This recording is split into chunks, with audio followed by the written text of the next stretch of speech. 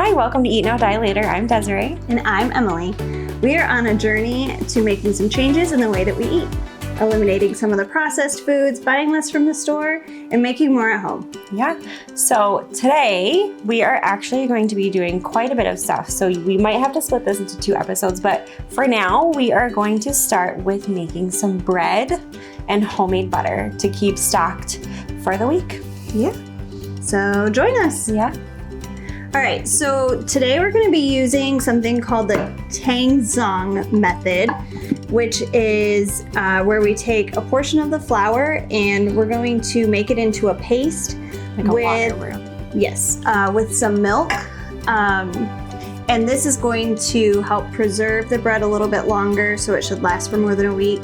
And it also helps give it a very springy texture, and it keeps it from being very crumbly. Which a lot of times homemade breads are, and they don't last as long. Exactly. But way better. Yeah. So I'm gonna go ahead and start measuring out. How many? We need 6 cups and 1/8 cup. And we're making 2 loaves, correct? Yes, this is for 2 loaves.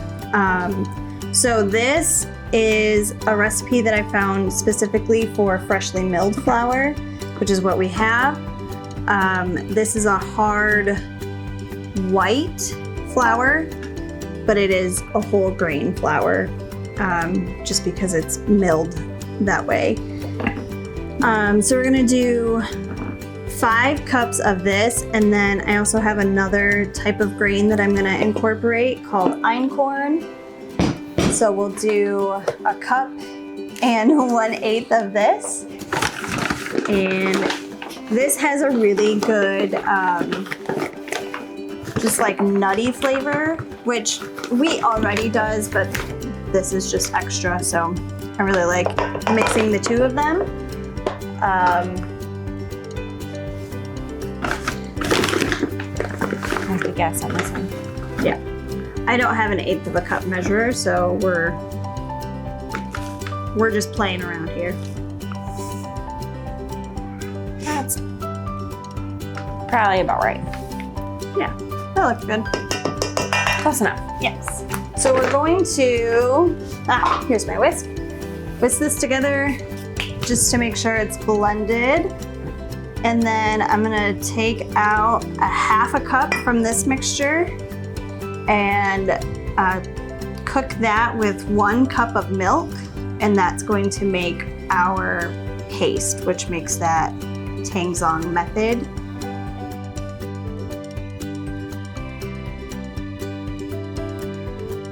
This was, I have learned, the first form of kind of learning how to preserve bread, and it started in China. So yeah. Really interesting. Yeah, but no actual preservatives, just a different method of cooking. Okay, so I'm gonna take a 1/2 cup out of here. And then, okay, we'll put it into our pot. All right, so we have our full cup of milk. And then we are going to turn it on a low heat.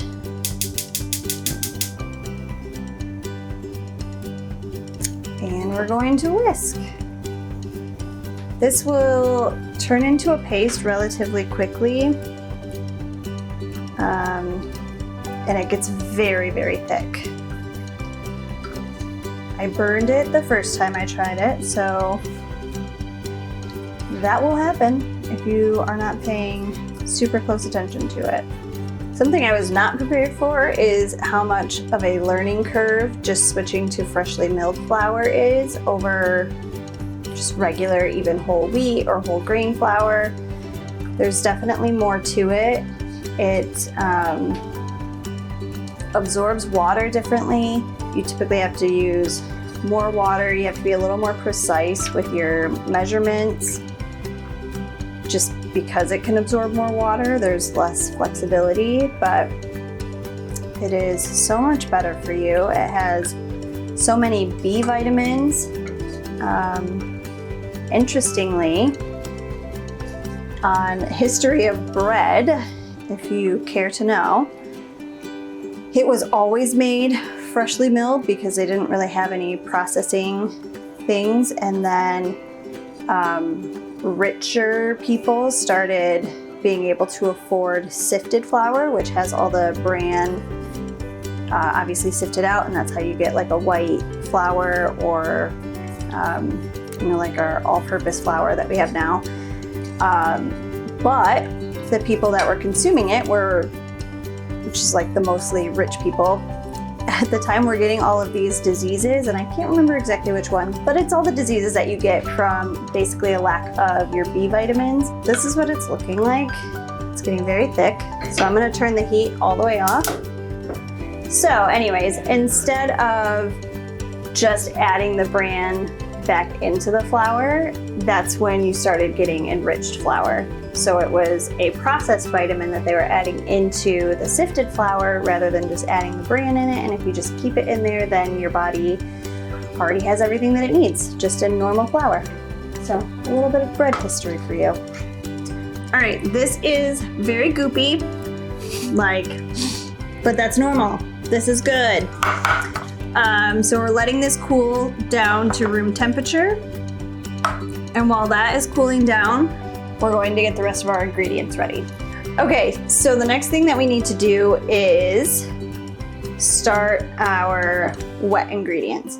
So we need 2 eggs, 4 tablespoons of butter, which should be at room temperature, but we didn't pull it out in time, so it's heating up right now. And then we're going to need 4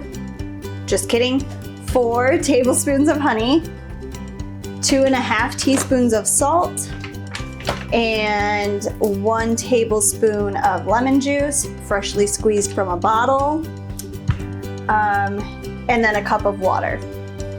And we're gonna mix this all together with the whisk attachment on my mixer, so it's all very well incorporated, and that's what we'll start with. All right, so we're going to start with the honey. All right, that was necessary to make that noise. So 4 tablespoons. Yummy, yummy.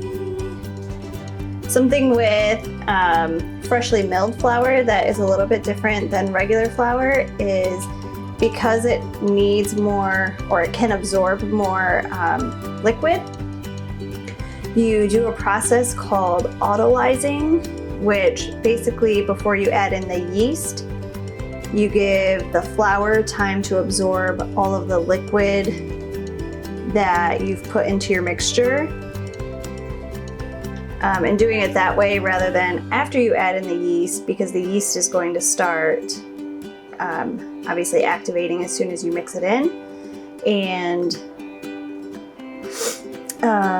what are the words that I'm trying to say right now? Oh, it will start rising, gosh, at that point. And if you don't let it autolyze, it won't rise as well.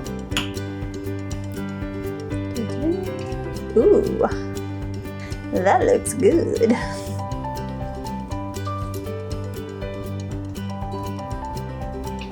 Okay, so we're doing that. Let's put in our tablespoon of lemon juice. I think it's still considered freshly squeezed if you have to squeeze a bottle to get it out. Maybe.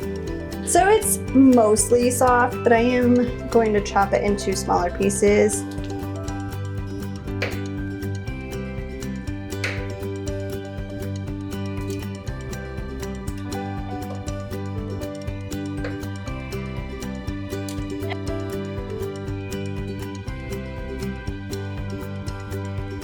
I need 2.5 teaspoons of salt.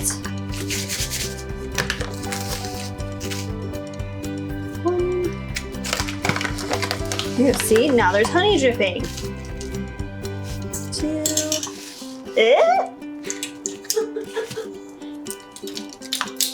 And 1/2. And then we need 2 eggs.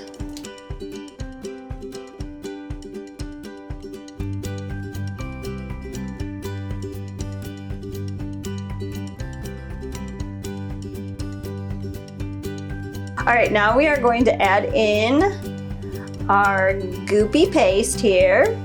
All right, so now that our paste is mixed in, we're just going to mix it all together again in hopes that we'll get a well-blended consistency. Okay, so now that this is mostly blended together, we're gonna start adding in our flour.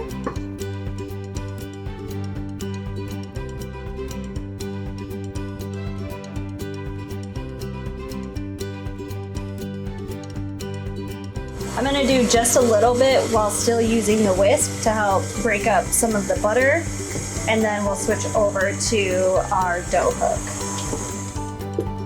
All right, so we switched to the dough hook, and now we just slowly incorporate this flour. You can do it! Come on! I believe in you!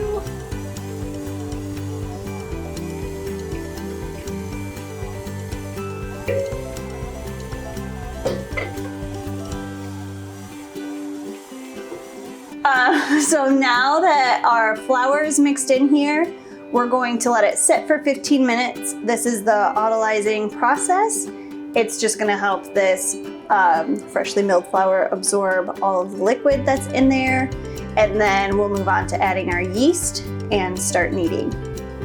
All right, now that it has been sitting for 15 minutes, we're going to add in our yeast. We need 4 1/2 teaspoons. We want to just kind of sprinkle it evenly over so that way we don't have little pockets of dough that rise more or less. We want a nice even consistency. 4 1/2. Okay, and now we're gonna just knead this. It's gonna take a while because KitchenAid mixers are not built for this, I don't think. So if you have a stronger mixer, great. Otherwise, this is gonna take a minute because I'm gonna have to pause it because it will start to overheat. So my mixer sounds like it's going to die. So we're gonna knead this by hand. So I just put some flour down on the surface here, and you don't need a lot, but we're just going to knead it. Really work out these gluten strands.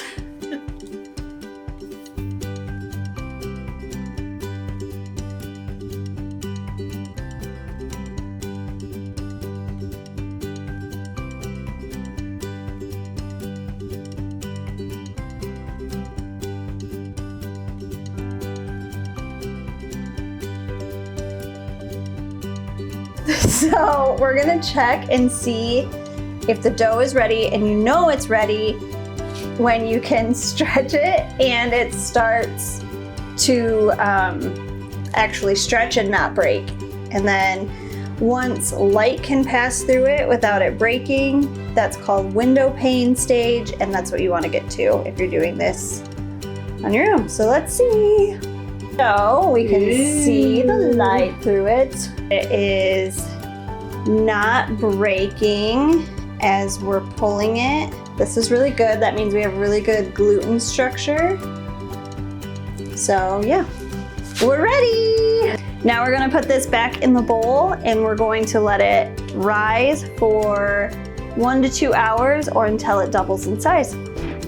Okay, now while we wait for the bread to rise, we're gonna make some butter, and the only thing you need to make butter is heavy cream. So we're gonna pour this into our KitchenAid, probably about this much, and you just turn it on low until you start to see some peaks.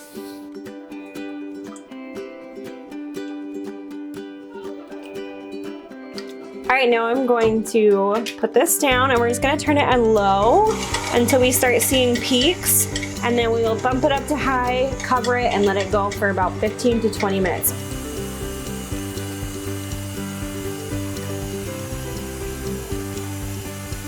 All right, it's been about 2 hours, so we're gonna go ahead and get our bread out. I don't have any heat on in the oven, but this is just a non-drafty area that I can keep the bread dough. So you can see that it has doubled in size. It looks great. So let's shape it. So this is gonna make 2 loaves.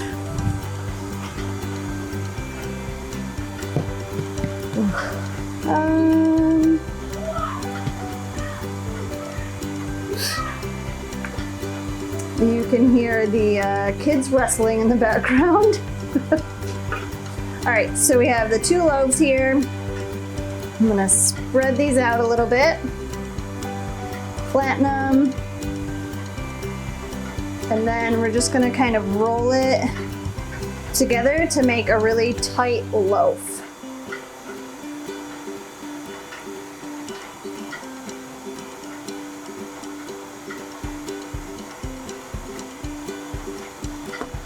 Okay, it's good, and we'll just pinch the sides together.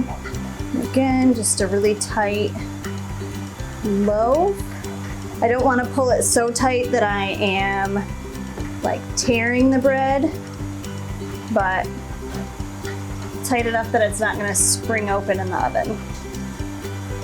So again, we'll just pinch the sides.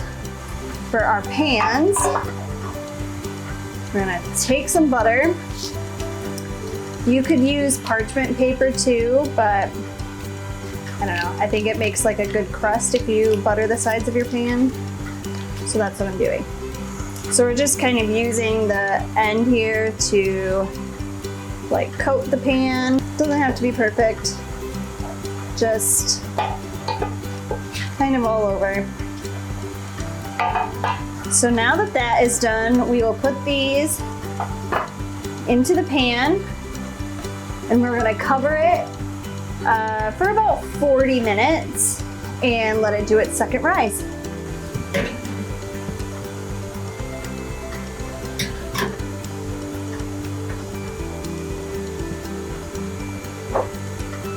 As you can see, it's looking like whipped cream, so I'm gonna turn it on high now, and we're gonna cover it just so it doesn't go all over the place.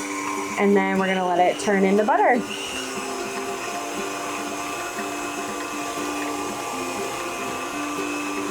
Now that this has been on high for about 20 minutes, I just turned it down a little bit. I'm gonna go ahead and take this off, and we're gonna shut this off. And as you can see, some of this is stuck in here, but the butter has separated from the buttermilk. And so we're gonna go ahead and take it over here and we'll give it an ice bath.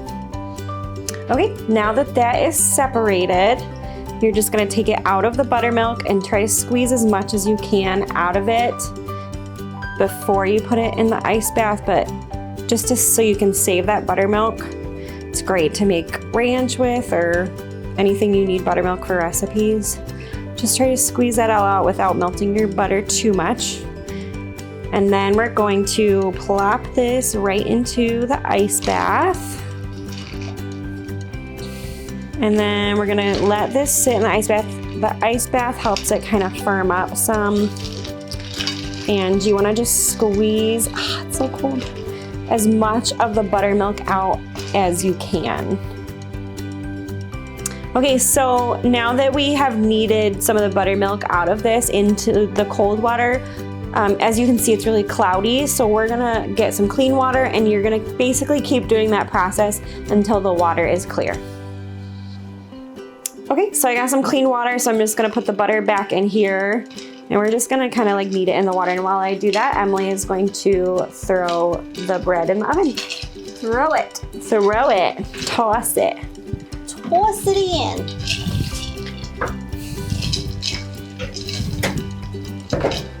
I'm gonna set a timer for 43 minutes.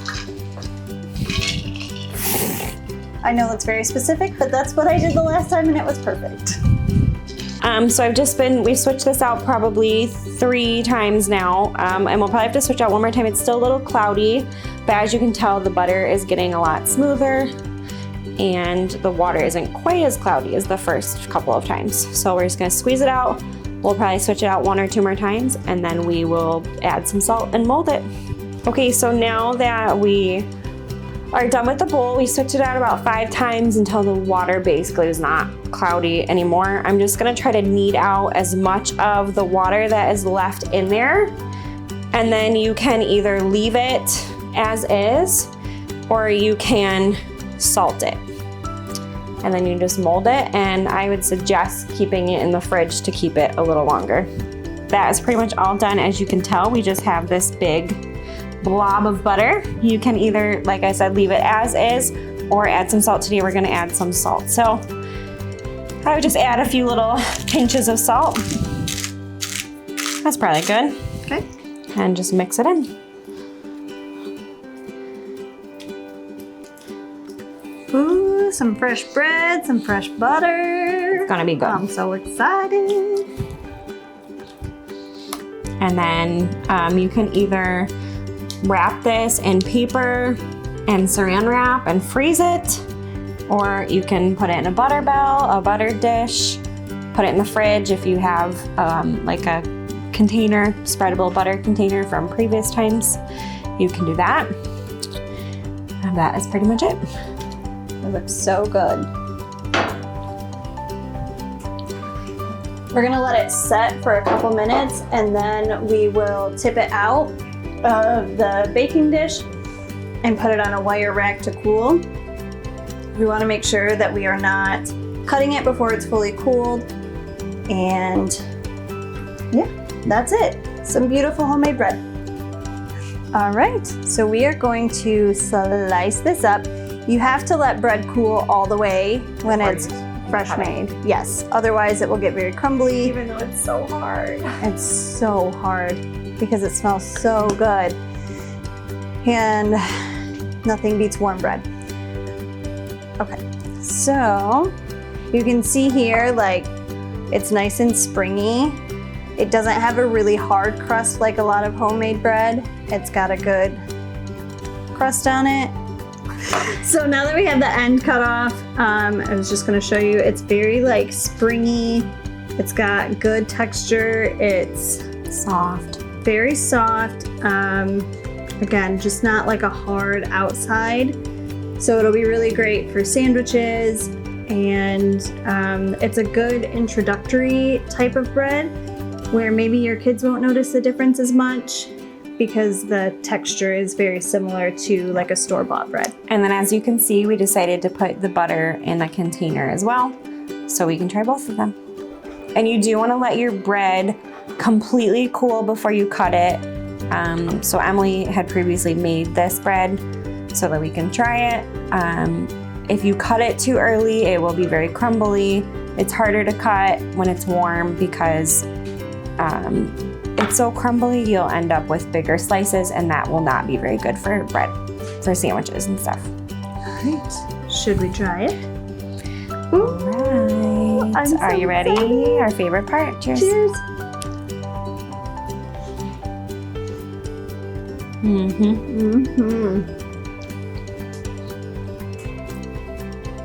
Such good texture. Yeah, like the flavor is really good. And you can see it's still really like soft and springy. So much healthier. Way better for you. So many more vitamins, minerals, protein, fiber. And you can't beat homemade butter. No, not at all. So good. Yeah. All right. Yeah. Remember, keep your knives sharp and your hands clean. See you later.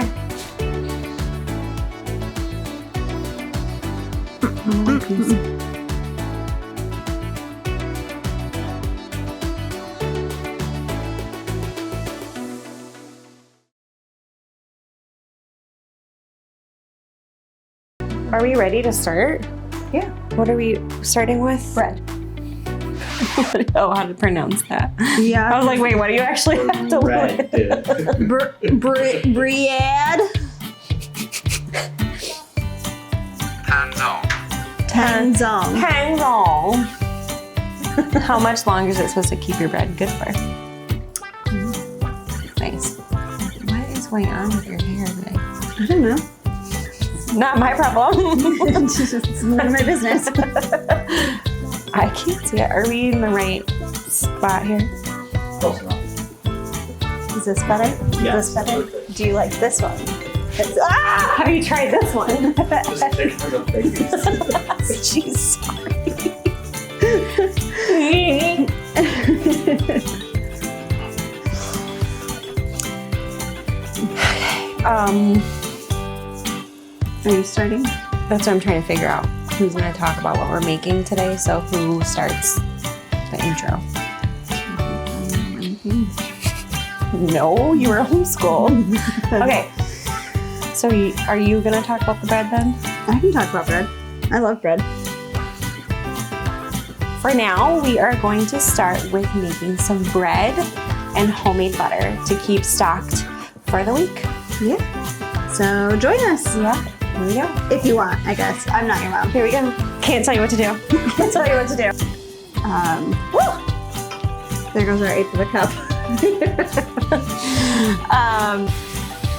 And then I have to wait for it to cool down to touch it. Just use a towel. Oh man. Did you get that? Okay. Great. I'm so happy you got that.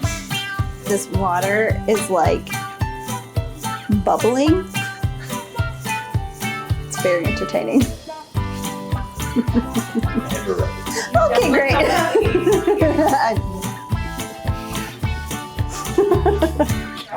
Thank you so much. What do I do with my hands?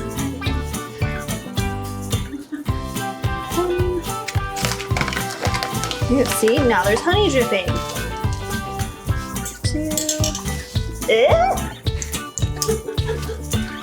And now we mix. Oh wait, I need butter. Come on.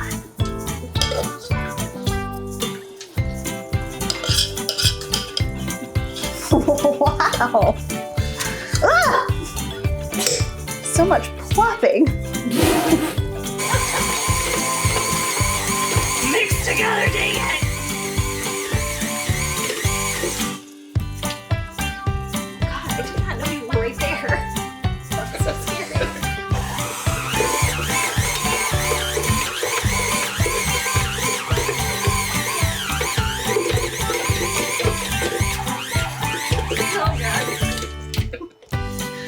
Literally, the only thing you need to make butter is heavy cream. So, we're going to pour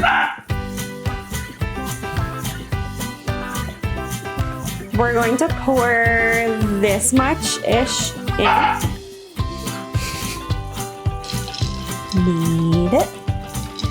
Knead it. So much kneading today. Very kneady day.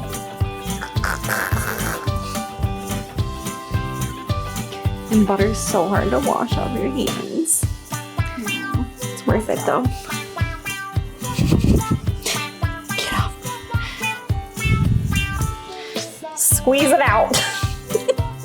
To get as much liquid out as you can.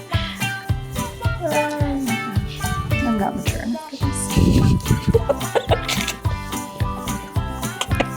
Alright, I'm having a little too much fun. Okay. Okay. Alright. Okay. Shape into a block. Give it a few good pats. Just go on ahead and get this off your hands. You're missing so much. Yeah, I know. I'm aware. Ugh. Molly. You can just rub it on your face. Where's my piece of bread? Now we just are gonna put this. Wait. Sorry. Sorry. It's okay. Now we're gonna put this back in the bowl and we're going to let it rise for 1 to 2 hours or until it doubles in size. See you later. There we go. slap her on. Now you know it's ready. And now you know it's done. Okay. Hold on, this isn't centered then. And that would drive me insane. Okay. You ready? Oh, okay, cool. But this is just a non-drafty area that I can keep the bread dough. Maybe not near an open flame would be a good place for the towel. So we're just kind of using the end here to like coat the pan, get the corners well.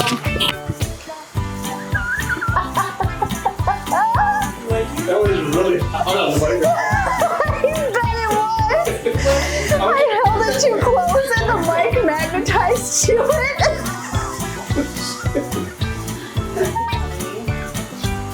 I stole this pan from my mom. So don't tell her, okay? She'll watch this in 3 months and go, wait, what? Okay. Okay, cut. Cut. I'm done.